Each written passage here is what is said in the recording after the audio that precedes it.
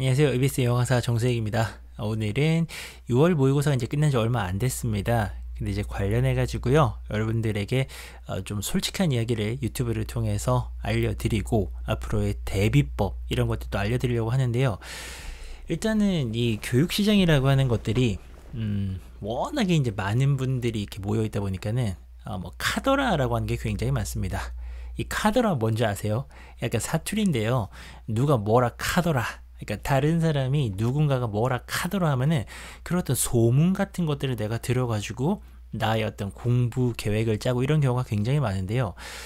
사실 몇 년 전부터 가장 이제 영어 관련해가지고, 특히나 수능 영어 관련해가지고 카더라가 뭐냐면은 영어는 절대평가다. 근데 이건 팩트예요. 여기까지는 팩트입니다. 영어만 절대평가였죠. 그러다가 이제 여기서 좀 추가가 되는 게, 그래서 영어 공부는 별로 안 중요하다 라고 하는, 요게 저는 문제였다라고 생각하거든요. 영어만 절대평가인 건 맞아요. 그래서 이제 90점을 넘으면은 누구나 1등급을 받을 수가 있다라는 건데요. 실제로 좀 그렇게 영어를 좀 편안하게 여러분들이 접하시라고 이거를 만든 건 맞습니다. 근데 이제 문제가 뭐냐면은, 그랬을 때 어떤 누구도 그래서 영어 공부는 조금만 하세요 라고 말하지 않았거든요. 근데 영어는 절대평가니까 상대평가보다 점수 따기가 쉬울 거다라고 생각해서 공부를 좀 우선순위를 낮춘다 라고 하는 거는 진짜 뭐 누군가가 만들어낸 실체가 없는 말이에요. 올해 고3들 3월이었습니다. 2021년 3월에 모의고사에서요, 영어 1등급이 3%대가 나왔죠. 요거는 이제 또 모르시는 분들을 위해서 간단하게 설명을 드리면은, 이 상대평가일 때는 1등급은 4%까지입니다. 그래서 100명이 시험을 봤다면은 4명까지는 1등급을 받게 되는 건데요. 그거는 시험의 난이도와 상관이 없어요.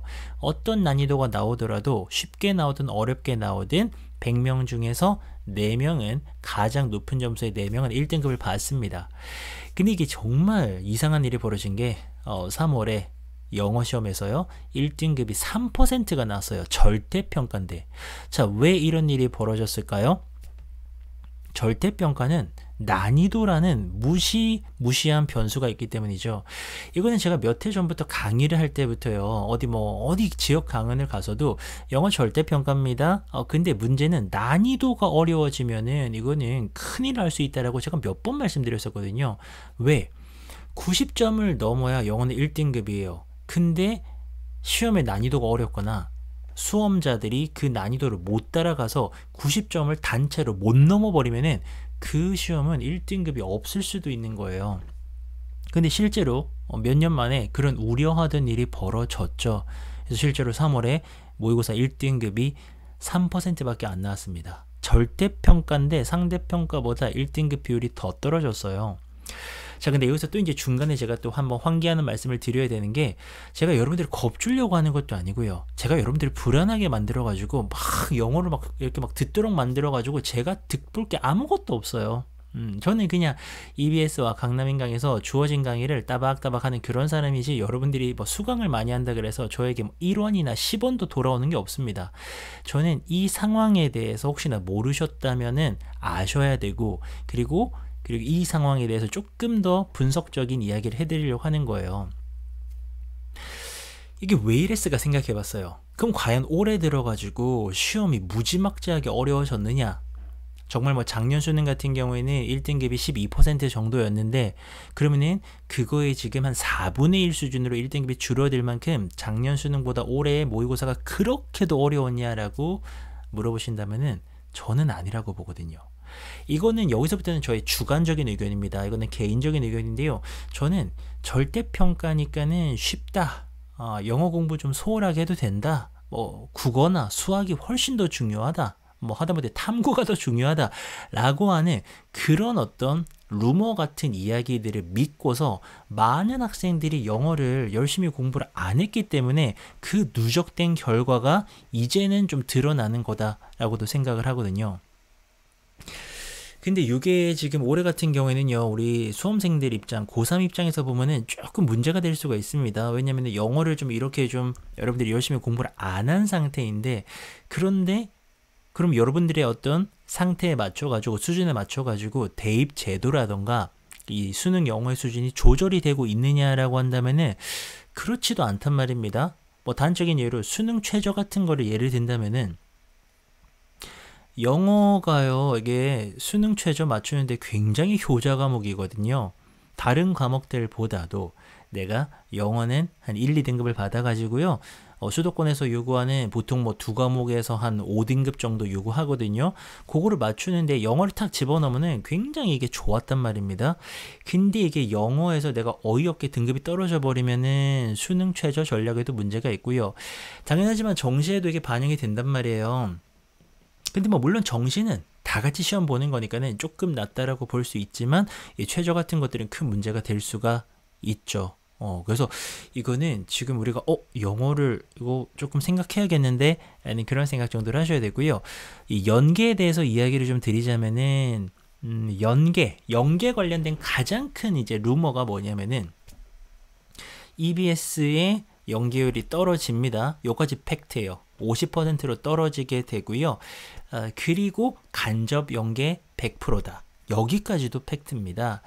간접 연계는 제가 영상 통해서 또 여러 번 말씀드리고 싶은데요. 이거는 지문이 완전 달라요. 소재는 똑같은데요. 지문이 다릅니다. 그래서 이전까지 느꼈던 어떤 직접 연계에서의 엄청난 체감률은 전혀 느낄 수가 없고, 사실 이 부분은 저는 수능 특강 강의를 진행할 때도 말씀을 드렸어요. OT 찍을 때도. 그리고 계속 중간중간에 올해는 시간 관리가 핵심이 될 것이고 진짜 실력을 길러야 된다. 이 말씀 계속 드렸었거든요. 근데 이걸 얼마나 이해하셨는지 모르겠어요. 근데 이제 이게 루머가 어떤 게 있냐면은, 자, 그래서 EBS 연계율이 떨어지고 간접 연계가 100%가 되니까 그래서 EBS는 공부할 필요가 없다까지 간 겁니다. 근데 요거는요, 제가 딱 말씀드리고 싶은 게, 예를 들어서 EBS를 내가 듣지 않고도 탄탄하게 영어 공부를 할 만한 거리가 있다. 예를 들어서 뭐 학원에서 프리패스를 뭐 사교육 사이트에서 프리패스가 딱 돼가지고 내가 믿고 따르는 쌤을 딱 해가지고 거기 거 들으면서 성적을 유지가 된다. 그럼 그거 하시면 돼요. 근데 이제 제가 우려하는 층은 뭐냐면은 그런 것도 딱히 없으면서 그냥 들리는 이야기에 작년 같은 경우에는 절대평가니까 영어 안 중요하다 그래서 영어를 별로 안 했고, 실제로 이게 뭐 대입에 어떻게 반영되는지도 모르면서 영어를 공부를 안 했고, 올해 같은 경우에도 지금 뭐 EBS 연계가 뭔지 간접 연계가 뭔지도 전혀 모르면서 야, 올해는 EBS 공부할 필요 없대 라는 이야기만 듣고 진짜 EBS를 공부 안 하는 친구들이 있단 말이에요. 근데 문제는 뭐라고요? 그럼 EBS 안 하고 여러분이 공부할 게 있으시면 괜찮은데 그것도 없는 상태로 뭐야, 올해는 EBS 안 해도 된다고? 그러면서 아주 순진하게 공부를 안 하고 있는 친구들이 있다라는 겁니다. 자, 정리를 좀 해드릴게요. EBS도 또 제가 이렇게 말씀드리면은 아이고 그래 뭐 EBS 강사니까 EBS 들으라고 하는 거지 뭐 뻔한 소리 아니야 라고 하지만, 이것도 제가 좀 냉정하게 말씀드리면은 제가 EBS만 하고 있지 않아요. 정말 다양한 사이트에서 사실은 강의를 하고 있고, 수능 특강이라고 하는 것도 제가 진행하는 강의 중에 하나에 불과합니다. 그래서 저는 이 부분을 좀 객관적으로 말씀을 드리고 싶은데요. 자, 간접 연계가 됐기 때문에요, 어떻게 공부하시면 안 되냐면은 작년까지는 이 지문을요 그래도 두세 번 더 보면서 눈에도 익히고, 그리고 우리말로도 좀 어려운 것들은 정리를 하면은 효과가 좋았어요. 이 수능 시험 볼 때 한 4-5개 정도 지문은 나 이거 본 건데 라고 하면서 똑같이 나오니까 그 문제들은 바로바로 풀었다고요. 아주 그냥 끝내주는 체감 연계가 느껴졌습니다. 근데 올해는 그런 게 전혀 없다라는 거예요. 전혀 없어요. 그러니까 우리말을 그렇게 외우고, 또는 그 EBS 교재에 있는 지문을 막 3번, 4번 우리 N 회독한다 그러죠. 그럴 필요가 전혀 없어요. 그냥 한 번만 푸시면 됩니다. 복습할 게 없어요. 자, 근데요, 그럼 이걸 해야 되냐 안 해야 되냐라는 이야기로 돌아간다면은, 다시 한번 자기가 뭐 학원을 다니거나 과외를 하거나 또는 프리패스를 끊어가지고 딱 탄탄하게 커리큘럼이 잡혀있다라고 한다면은 그거 하시면 돼요. 근데 지금 자기가 혼자 공부하는 그런 상황이라면은 저는 EBS를 그냥 풀라고 말씀을 드리고 싶습니다. 방법이 달라졌을 뿐이죠. 그 EBS 왜 해야 되느냐? 여러분에게 지금 올해 필요한 건 뭐냐면요, 새로운 지문을 풀 수 있는 능력입니다. 생전 처음 보는 지문을 읽고서 이해하고 유형에 맞게 풀 수 있는 그 진짜 영어 실력이 필요하거든요. 근데 이제 그러려면 새로운 문제가 필요하잖아요. 그럼 올해 새로운 문제 어디서 구해요? 간단하게 EBS 교재 총 3권 아닙니까? 수능 특강 영어, 영어 독해 연습, 그리고 수능 완성 총 3권이거든요. 여기에 문제들이 3거가 있잖아요. 그리고 여기에 대한 해설 강의도 무료로 제공이 되죠. 그러면은 내가 지금 혼자 공부하고 있고 따로 지금 어떤 지도를 받고 있지 못한 상황이라면은 내가 그 3권의 교재를 풀고 그리고 틀린 문제 생길 거잖아요. 그럼 어떻게 해요? 해설 강의 통해서 아 이렇게 푸는 거구나 라고 내가 익힐 수가 있는 거죠.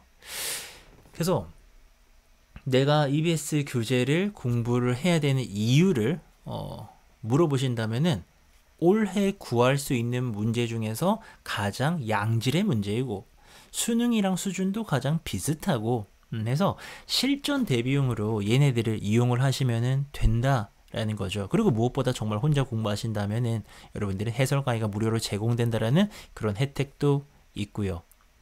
그러니까 방법은 반드시 달라져야 됩니다. 지금 뭐 간접 연계 자체를 전혀 모르는 분들도 계실 건데요. 우리말로 공부를 하거나 그리고 그것을 지문을 뭐 2번, 3번 보면서 외우다시피 할 필요가 전혀 없다라고 말씀드렸어요. 그냥 EBS에 있는 그 수능 특강이나 수능 완성은 마치 실전 대비용으로 우리 뭐 봉투 모의고사 같은 거 막판에 많이 하거든요. 그런 것처럼 진짜 이거는 새로운 문제 내가 테스트하는 용이다 라고 생각하면서 풀고 채점하고 틀린 거 복습해 주시고 이렇게 하시면 돼요. 그런 식으로 이용을 하면 된다라는 겁니다. 다시 한번 또 노파심에 제가 또 뭐 유튜브에 영상 올리면은 또 보시는 분들 따라서 뭐 이런저런 뭐 다른 의견 때로는 악플 이런 게 많이 달려서 다시 한번 말씀드리지만 저는 EBS 수능 특강만을 진행하는 강사가 아닙니다. 강남행도 하고 있고 문제집도 많이 만들고 다른 일들도 정말 많이 하고 있어요.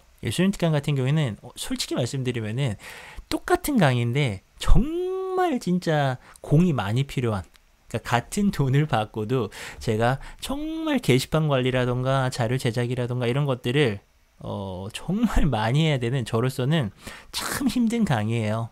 근데 그럼에도 불구하고 이거는 필요한 학생들이 있습니다.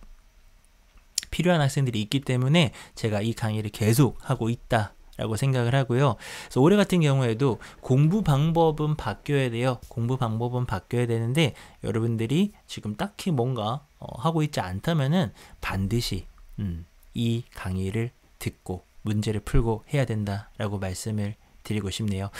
그리고 이제 연계 관련해 가지고는요. 제가 또 앞으로도 계속 좀 이야기들을 해 드리려고 합니다. 그리고 공부 방법도 계속 제시를 해 드릴 거고요. 이 유튜브 채널에는 여러분들의 질문 바탕으로 영상들이 제작이 될 거거든요. 또 이 영상 보시고서 궁금하다라고 하는 내용들이 생기신다면은 댓글 달아주신다면은 제가 또 추가 영상으로 제작하도록 하겠습니다. 하여튼 항상 영상 시청해주셔서 감사하고요. 아직 시간 많이 남았거든요. 여러분들 여름방학도 있고요 하니까 이번 결과 보고서 1위 1비 하지 마시고 또 화이팅 하셔가지고 열공하시기 바랍니다. 궁금한 것들 댓글 달아주시고요. 예, 저는 이만 물러가도록 하겠습니다. 감사합니다.